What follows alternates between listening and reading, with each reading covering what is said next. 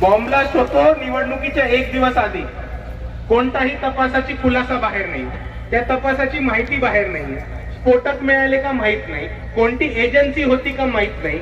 आणि त्यातून माझा सर्वात महत्वाचा प्रश्न येतो की हे स्फोट करणारे बाहेरचे होते म्हणजे भारत देशाच्या बाहेरचे होते का भारत देशाच्या आतमधले होते, याचा पण आपल्याला खुलासा कळतो. कारण त्या भारत देशामध्ये सुद्धा एक दहशतवादी संघटना आहे आणि त्या दहशतवादी संघटनेचं नाव आहे RSS.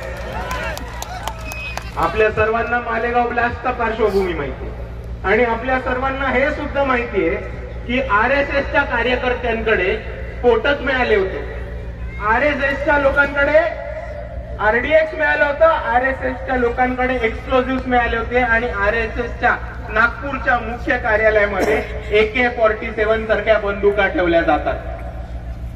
आता याला तुम्ही दहशतवादी म्हणणार की नाही म्हणणार? दहशतवादीच म्हणणार. आणि दुसरा